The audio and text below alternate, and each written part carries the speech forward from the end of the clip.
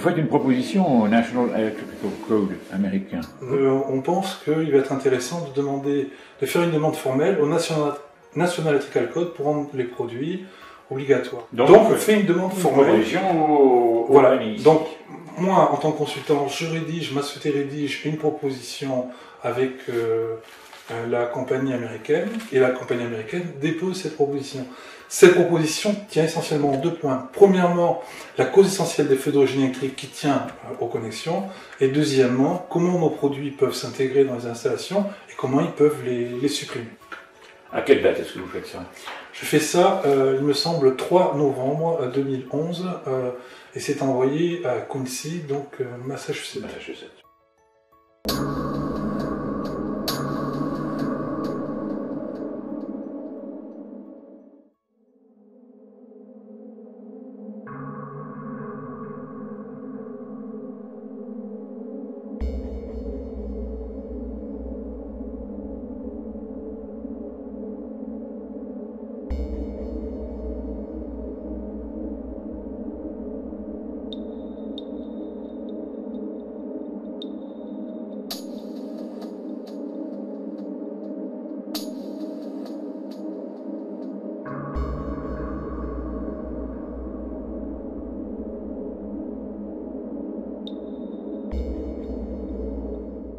Et 2 jours ouvrables après, je reçois un email. Alors, je vous avais parlé de mon espace sécurisé dans ma société. Donc là, des gens sont rentrés dedans, carrément, et m'ont envoyé un email. Donc, ils ont piraté le compte, le site et tout ça.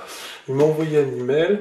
Et dans cet email, il est écrit pourquoi donc ce serait la seule source vraie ou fiable et bien bon travail.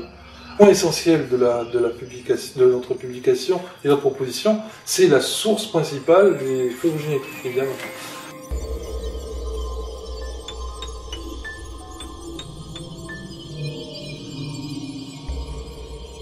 Et donc là, évidemment, ça peut faire référence qu'à ça, quoi.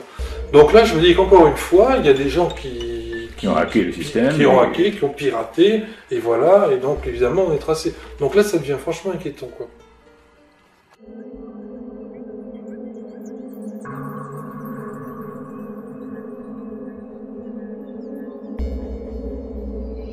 On sait qui vous êtes, on sait où vous trouvez. Oui, c'est ça, c'est de l'intimidation complète. Ce piratage qui pose quand même un problème réel, est-ce que ça ne vous incite pas à déposer plainte? Si, donc si, mais encore une fois, c'est incroyable. Et puis, je vous avais dit qu'on serait difficilement crédible. Donc là, c'est une bonne illustration. Donc je me rends à la gendarmerie de mon coin et avec un dossier complet. Donc il suffit de regarder, c'était crédible. Et les gens, ce qu'ils peuvent imaginer, vu d'un tout petit endroit, on doit me rappeler, on ne me rappelle pas, donc j'y retourne. Et donc alors là, carrément, c'était même pas la peine. Donc je suis parti sans pouvoir déposer plainte.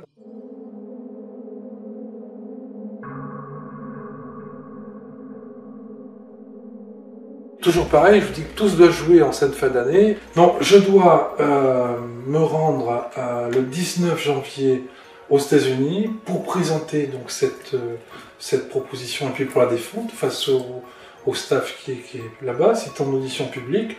Donc je me prépare à tout ça, et pour préparer ça en plus, je travaille à la création de vidéos qui expliquent la technologie, etc., pour faire un support qui pourra être présenté devant tout le monde en audition publique.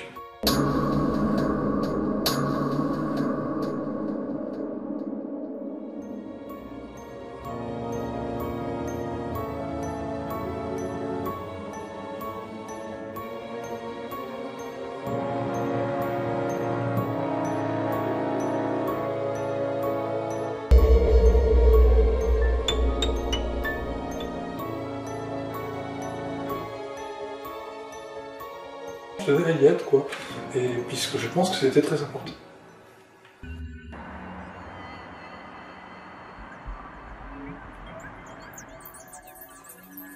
Et c'est à ce moment-là, en préparant la réunion du 19 janvier, que vous tombez malade. Voilà, donc là je tombe malade, enfin c'est sérieux quand même, parce que depuis quelque temps je suis pas très bien, donc je suis voir mon médecin, j'ai eu des traitements antibiotiques, etc.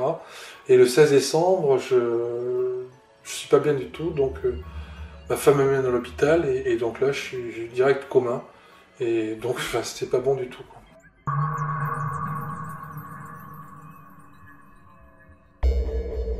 Je me réveille Quelques jours après, complètement décharné, très affaibli. J'ai plus aucune force, je suis sous l'oxygène. Et là, j'apprends que j'aurais contracté une bactérie résistante aux antibiotiques. C'est pour ça que le traitement du médecin ne marchait pas à certains antibiotiques.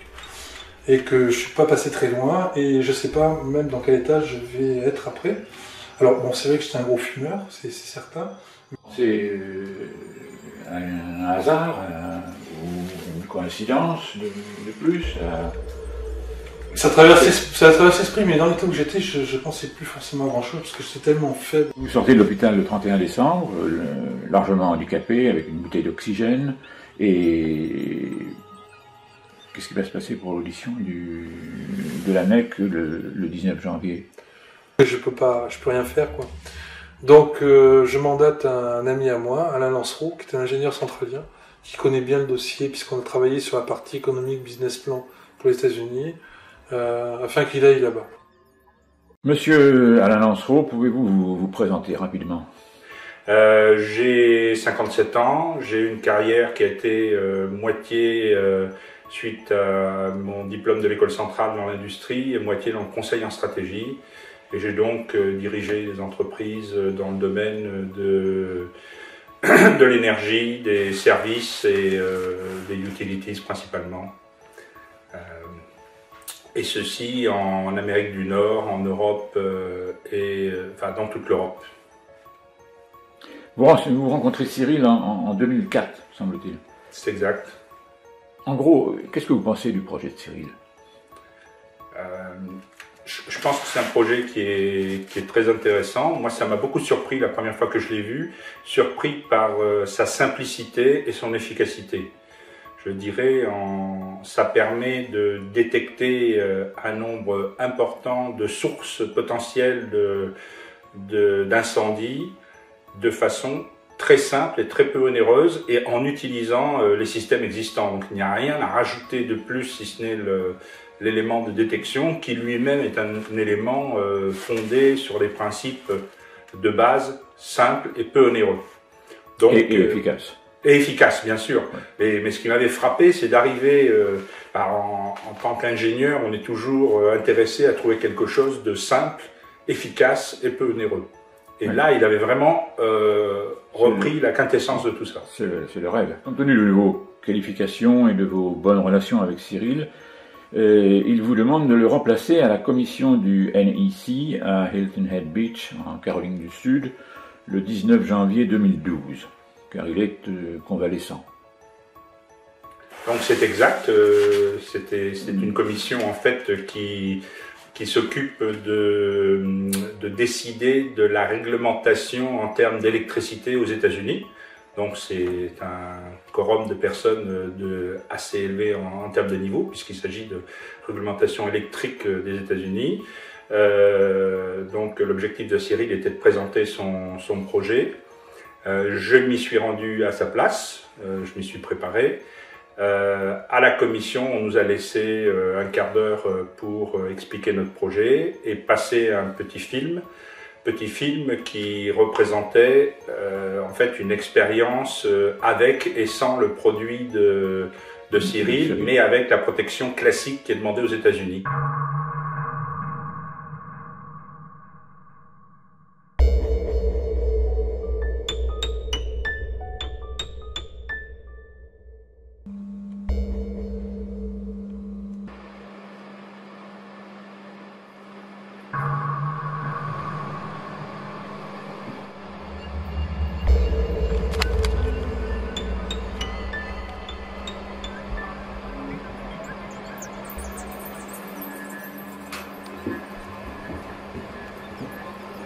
On voyait clairement que la protection classique n'empêchait pas un feu de démarrer assez rapidement au niveau de la connexion lâche.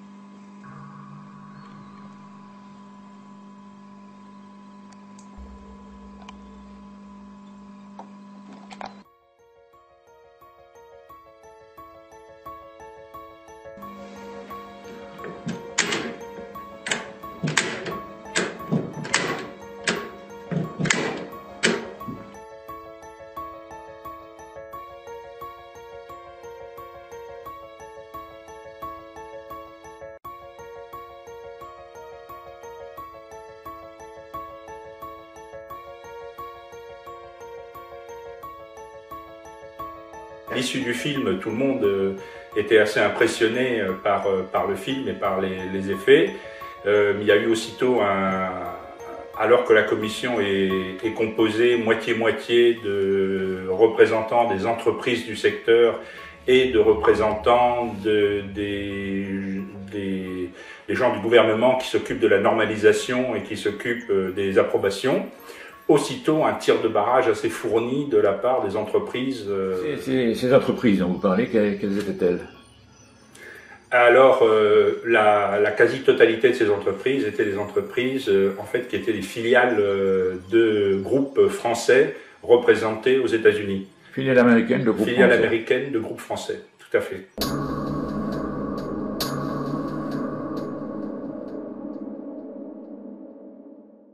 Et j'ai été surpris parce que, à mon avis, la position de ces entreprises aurait été plutôt d'être intéressées et de chercher plus loin que d'essayer de barrer systématiquement. Alors que, au contraire, le représentant des consommateurs était particulièrement intéressé.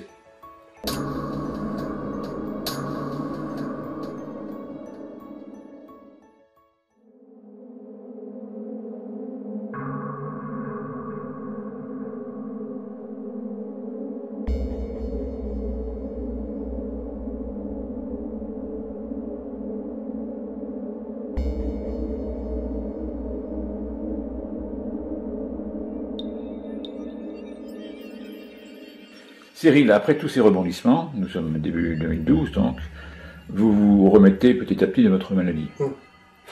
Oui, il me faudra bien 6-7 mois pour me remettre à peu près sur pied. Donc évidemment, physiquement, je suis pas opérationnel comme je devrais l'être. Et j'essaie malgré tout de renouer avec la stratégie qu'on avait mis en œuvre, quoi. Mais c'est quand même assez difficile, donc c'est même très très difficile. C'est-à-dire? C'est-à-dire qu'en plus de tout ça, en tout premier mois de l'année, l'investisseur principal me téléphone et il m'annonce qu'il a un contrôle fiscal, un truc incroyable.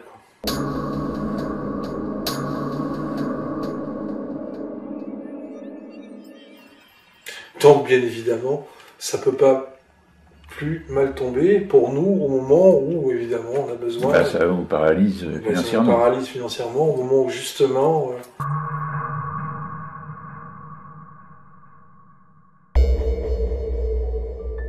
Mais vous pensez que les deux choses étaient liées ou c'est simplement une coïncidence? Bah, pour nous, ça peut pas plus mal tomber. Bon, maintenant, ce qu'on a compris, c'est qu'il y a des gros intérêts en jeu derrière. Donc, mais en même temps, il y a beaucoup de contrôles fiscaux. Maintenant, ce qu'on remarque, c'est que effectivement, d'abord, le contrôle qu'il a, apparemment, il est hors norme. C'est une question qu'on a le droit de se poser compte tenu de tout ce qui nous arrive.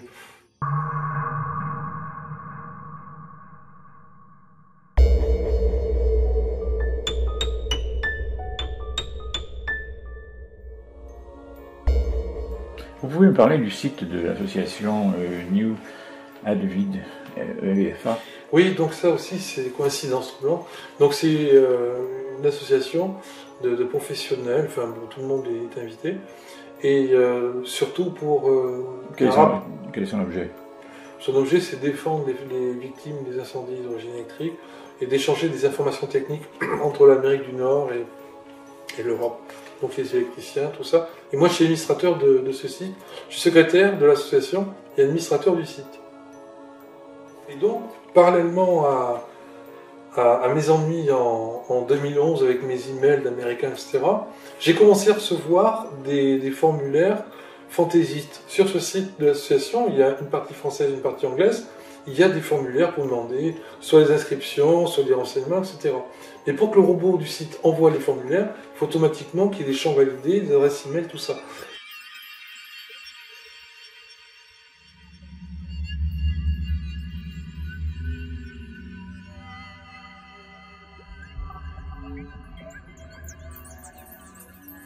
Moi, je pense à des plaisantins. Oui, des pirates plaisantins, tout ça. Je prête pas trop attention. Vers le mois de mars et avril, vous dites que vous en recevez beaucoup. Oui, alors là, par contre, j'en reçois beaucoup. Et donc, je suis en train de pester contre ça, en disant, bon là, parce qu'effectivement, après tout ce qui s'est passé, je me demande s'il n'y a pas non plus un lien avec ça.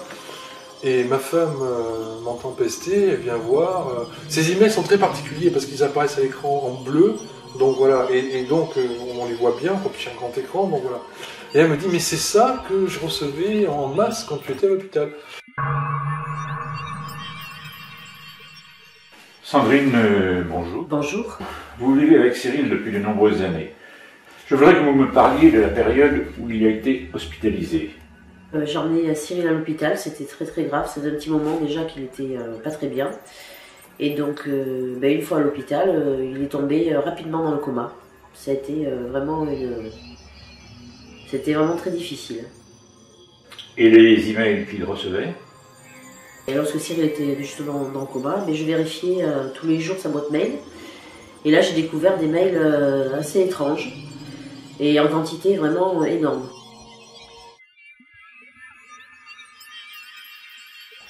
J'ai commencé à lui en parler et me disait apparemment que ce n'était pas très important, que je pouvais les supprimer. Donc de retour à la maison, j'ai commencé à en supprimer quelques-uns. Donc effectivement, elle m'avait dit, je sortais juste du coma, donc j'étais pas très bien encore, donc elle me dit qu'elle recevait ça, et moi, faisant référence à ce que je lui ai dit, je lui ai dit jette-les. Mais elle trouve qu'il y en a trop. Non, mais à nouveau encore, lorsque j'ai ouvert cette boîte, il y avait encore énormément de mails. Donc j'ai décidé de ne pas tout supprimer, de les garder tout simplement.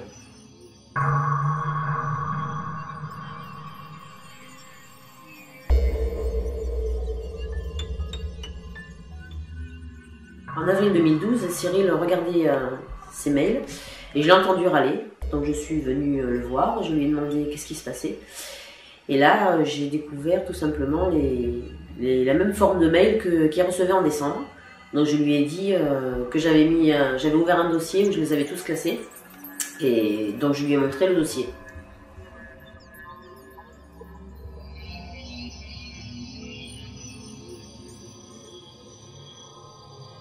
Et là, je me dis que j'aurais peut-être dû regarder mieux ça, parce que sur un du mois de juillet 2011, je trouve un mail où il est écrit c'est un formulaire en américain, continue donc à travailler, t'es fait pour rien, pour pas grand-chose.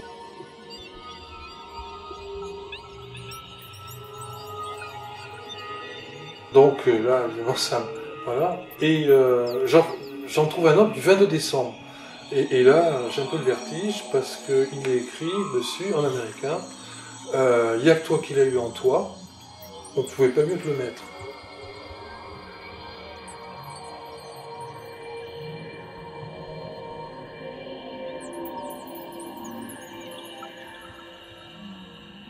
C'est le 22 décembre, je sors juste du coma, donc, et à l'époque, les médecins sont étonnés justement, parce que ma femme et mon fils n'ont pas été malades, il n'y a que moi qui l'ai eu. Une dernière question. Les médecins vous ont semblé surpris que lui seul ait été malade, ait été atteint par cette bactérie, ni vous, ni vos proches. Il semblait vraiment surpris que Cyril soit le seul malade de la maison.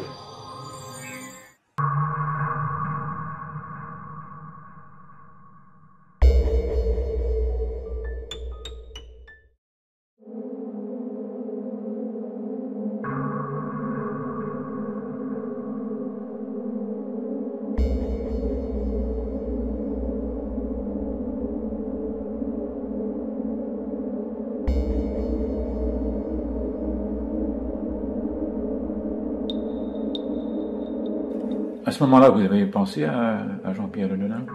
Mais bien sûr, j'ai pensé à plein de choses, oui, complètement. Maintenant, quoi dire, la seule chose que je peux constater, c'est qu'il y a quelqu'un qui savait ce qui se passait chez moi. Et donc là, bien sûr, c'est franchement pas réjouissant, quoi. C'est même flippant, quoi. Oui, bien sûr, complètement.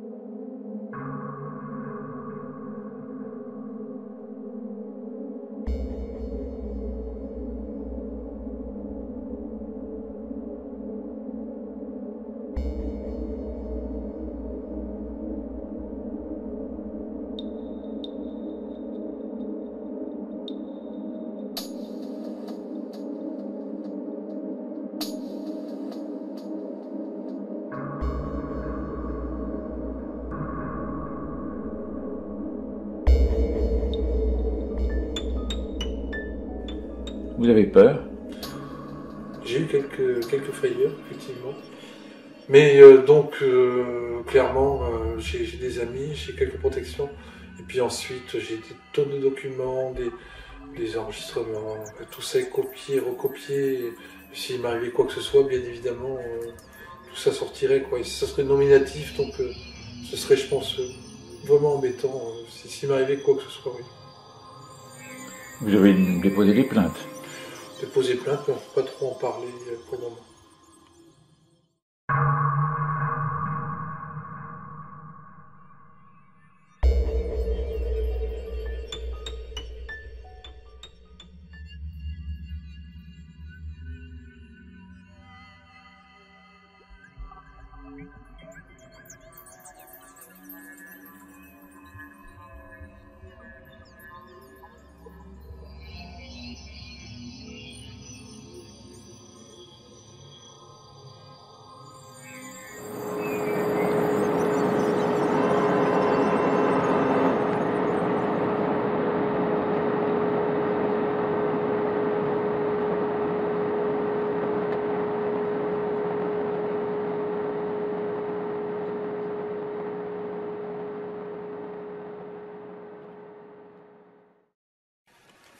Vous avez rencontré le Consumer Product Safety Commission à Washington le 28 juin 2012.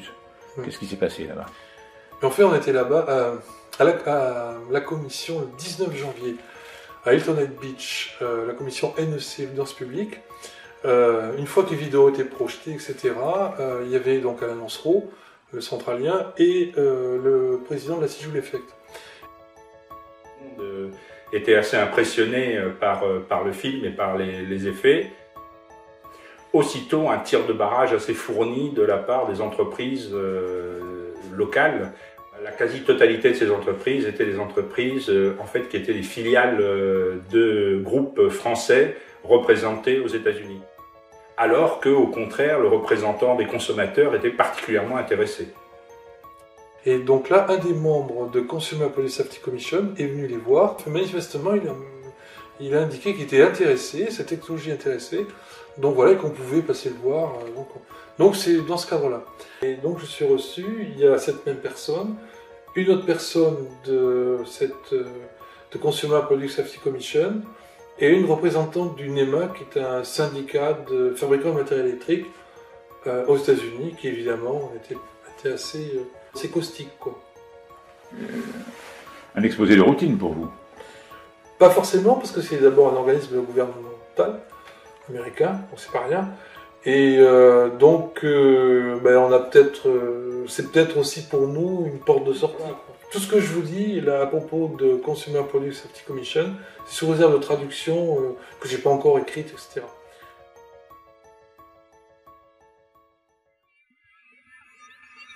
J'ai fait un exposé sur la cause des feux d'origine électrique, les atmosphères propices aux incendies, etc.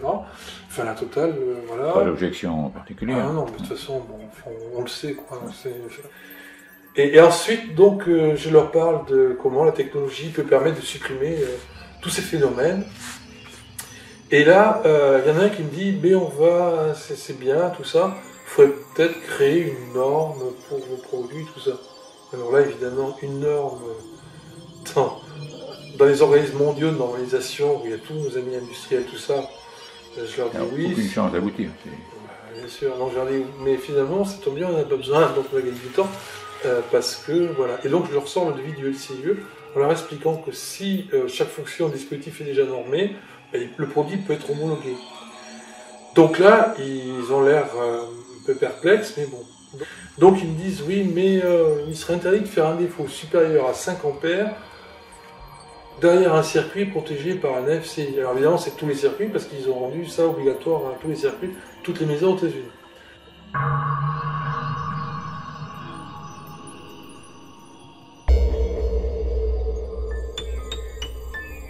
Donc là, je n'ai pas bien compris, parce que c'est simplement pas possible, quoi, d'interdire un défaut, puisque un défaut par nature, on ne sait pas ce qui va être en puissance, donc voilà. Donc là-dessus, mais j'aurais dit, écoutez, c'est pas grave, on va mettre une résistance et on va limiter le courant de fuite à 5 ampères. Donc là, ils m'ont dit en suivant, oui, mais justement, la norme a changé, les AFCI n'ont plus la fonction de Grundfos. Donc je leur ai dit, écoutez, c'est pas grave, aux États-Unis, le connecteur de protection est connecté au neutre, donc à ce moment-là, on va dire que c'est le disjoncteur qui tombe, et puis tout va bien, la fonction est la même, de toute façon, le Grundfos tombera avant, etc. Mais bon, on le dit pas, donc ça. Et donc après, ça m'est difficile d'en dire plus, j'attends toutes les traductions, etc. La seule chose que je peux dire, c'est qu'il semble que là aussi les oppositions ont gagné du terrain et que voilà quoi, ce sera peut-être assez difficile pour nous aussi quoi. Avez-vous entendu des oppositions fondées techniquement? Non. Non, chaque fois que j'ai eu un argument, si vous voulez, technique qui a pu être évoqué comme une objection, j'ai répondu et on n'a pas su quoi me répondre. On a fini par me parler d'un problème peut-être philosophique. Si les traductions ont été bien faites, c'est ce que j'ai compris. Quoi. Ce qu'on est en train de nous expliquer, c'est que on va pas nous arranger la chose non plus, quoi. Je dis pas eux, mais eux ils sont en train de nous dire que ça va être compliqué aussi. Les parafoudres fonctionnent exactement de la même manière. Un parafoudre met un défaut, les interrupteurs électriques aussi. Donc là, philosophiquement, ça dérange personne.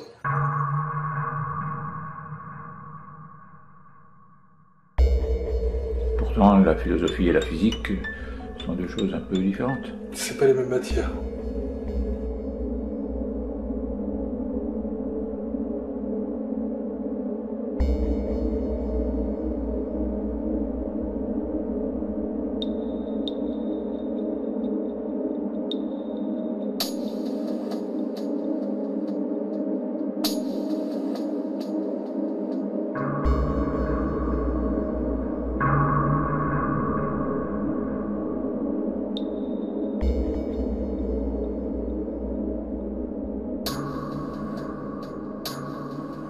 Vous m'avez parlé d'une publication détonnante d'un docteur en électricité, un Américain, qui a également fait une proposition à la même commission que vous et à la même date. Oui, là c'est assez fort aussi. Donc un docteur en électricité va s'insurger parce qu'on sort justement la fonction Grundfos. Vous vous rappelez qu'il y avait une fonction Grundfos dans ces AFCI et qui pouvait améliorer la sécurité en cas... Bon. Donc là, les normes n'imposent plus ça.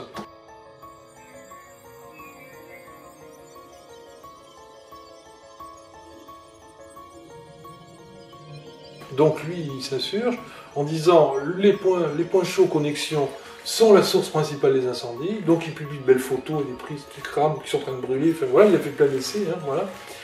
Et il dit mais comment on va sortir cette fonction? C'est un peu une hérésie, etc. Et ça, c'est la première chose.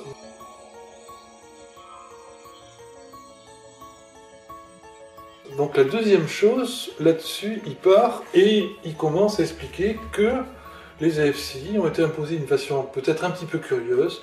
Donc il explique toutes les choses qu'il y a eu pour leur imposition, qu'on a inventé la courbe du feu, enfin qu'il y a eu plein de choses, des tests franchement bizarroïdes qui ont été menés, qui après sont devenus la norme alors que lui pensait qu'on allait retirer, etc. Donc voilà.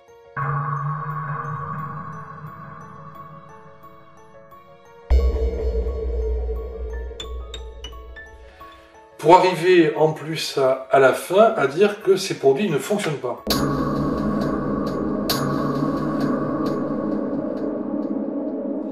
Donc c'est quand même assez hallucinant. Donc il explique que ces produits, la fonction de détection d'arc en série ne fonctionne pas et il donne les raisons. Ce sont des raisons de physique élémentaire et il explique pourquoi ça... Élémentaire avec toute la science d'un docteur en électricité. C'est ça, mais bon, voilà, il explique que ça ne peut pas marcher.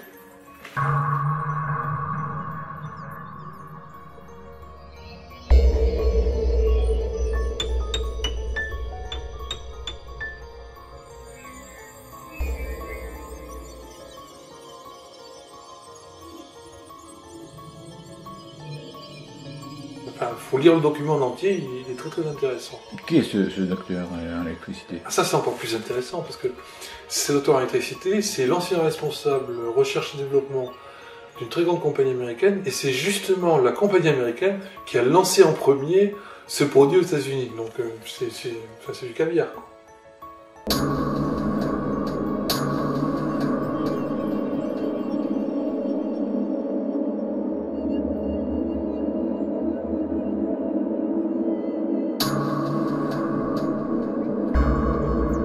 qu'un produit qui ne servirait pas à grand-chose à part apporter une fonction différentielle a été imposé, est-ce qu'il n'y a pas un moyen d'apporter cette fonction d'une manière plus économique, moins onéreuse?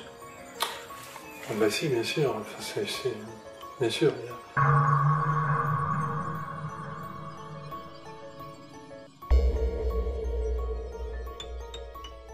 Personne ne dénonce cela. Soit il y a des méconnaissances ou des craintes, voire des ententes. C'est assez exceptionnel parce qu'on entend des choses qu'on ne pouvait même pas imaginer. Rendu à cette réunion, et là, ce qu'on a entendu était vraiment hallucinant. Ivy, la demande de profil in extenso, il nous dit c'est bien, vous avez bien identifié la cause des incendies d'origine électrique. C'est exactement comme ça que ces feux démarrent.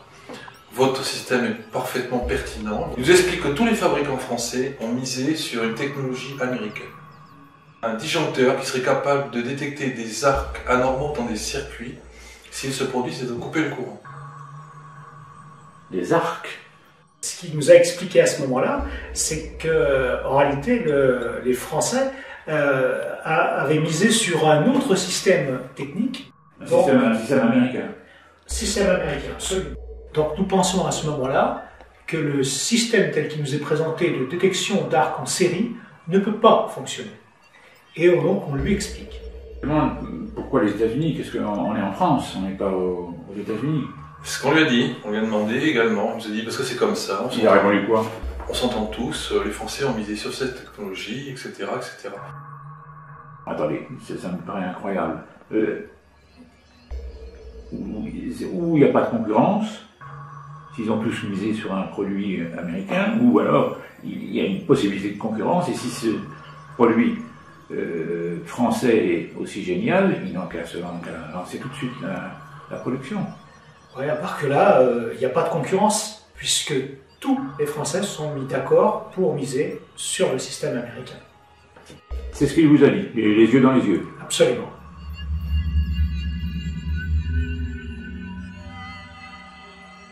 Vous supportez en France depuis plus de 10 ans maintenant des blocages, des oppositions, des manœuvres qui s'intensifient notamment lorsque vous vous approchez des États-Unis.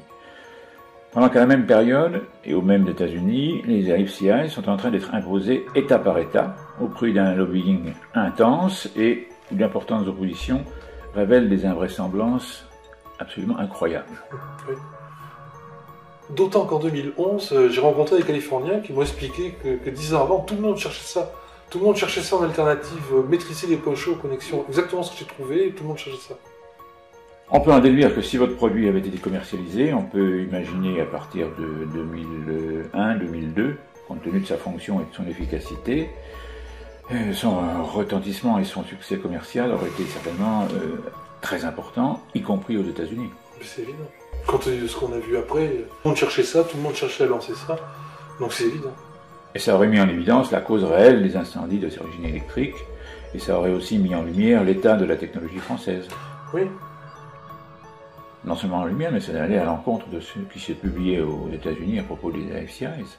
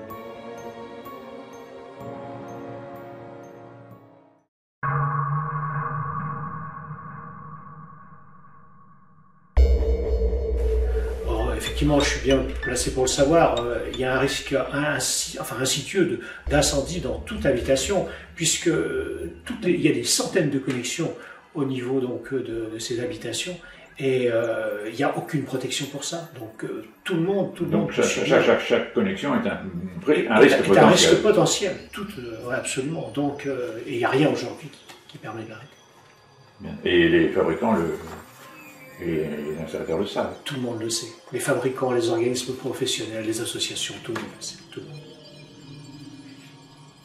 Vous avez dit qu'aujourd'hui, il subsiste un risque non maîtrisé dans les installations électriques, ce qui impacte leur sécurité. Vous pouvez préciser ? C'est ce qu'on dit depuis le début, c'est-à-dire que ce que je disais, ce qui était valable dans les années 90-91, lorsque je faisais le constat que c'était dangereux, c'est toujours valable. Hein. C'est pour ça qu'il y a plus de 80 000 feux par an d'origine électrique en France.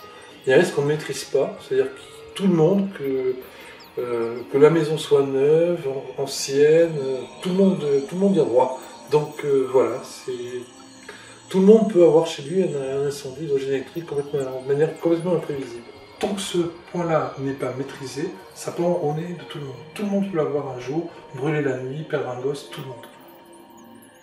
Bien sûr, certains fabricants, certains organismes, pour ne pas dire tous, le savent. Bien sûr, c'est évident. Il y a plein de publications là-dessus, tout le monde le sait.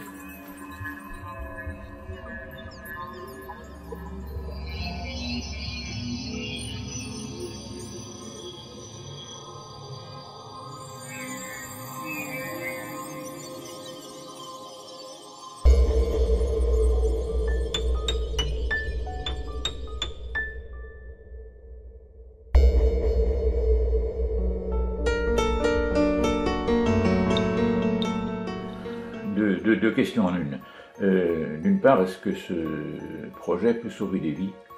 Et d'autre part, est-ce qu'il peut aussi créer de la richesse et de l'emploi? Alors, je pense que sur la première question que vous avez, c'est l'essence du projet, qui est de de détecter des sources de risque d'incendie.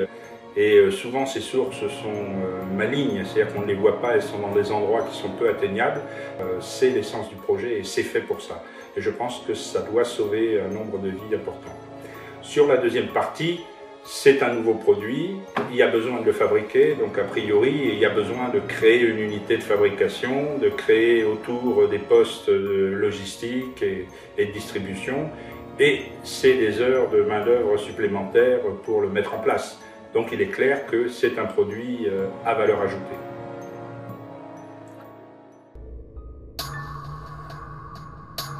Vous êtes ingénieur, vous avez fait homologuer du matériel électrique, vous en fabriquez, vous êtes donc un industriel. Vous avez développé la technologie avec Cyril, donc vous êtes apte, mieux que quiconque, à juger l'ensemble de ce dossier.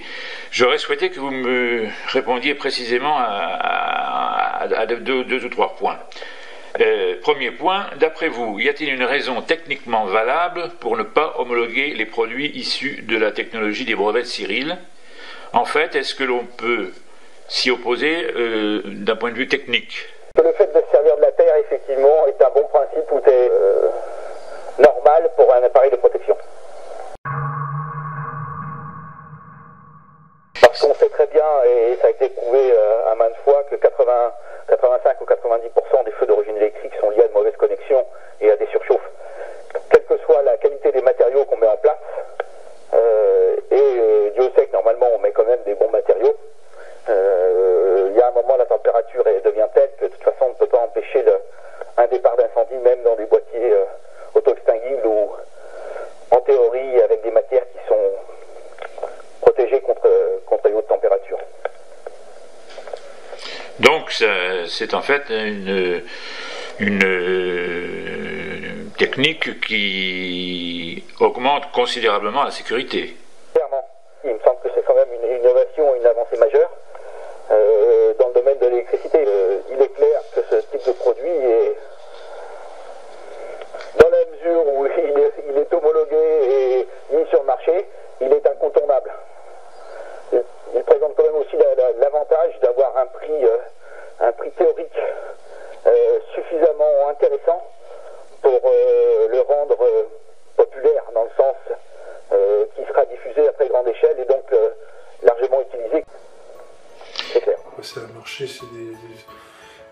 dizaines et des centaines de millions de pièces par an, donc voilà, c'est considérable. Donc des centaines de millions d'euros. Ah, complètement, bien sûr.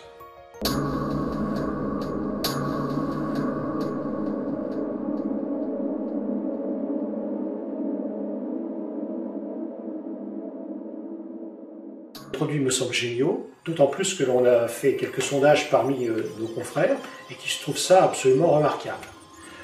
On a l'obligation de non seulement de résultats, mais de conseils. Vous êtes obligé de le prescrire. Tout à fait. D'autant plus que si ça devait sortir directement demain sur le marché, en aucun cas on pourrait arrêter le processus, étant donné que c'est simple, c'est facile à mettre en place et il va y avoir une quantité absolument incroyable. C'est peut-être aussi pour ça qu'on a eu autant de problèmes. Il faut comprendre qu'un professionnel, que ce soit un ingénieur, un électricien ou autre, lorsqu'il va être en face de son client, il est obligé de lui demander une décharge pour ne pas installer ce produit, une décharge de responsabilité. Si vous en voulez pas, à partir du moment où le produit existe, il est obligé de le prescrire.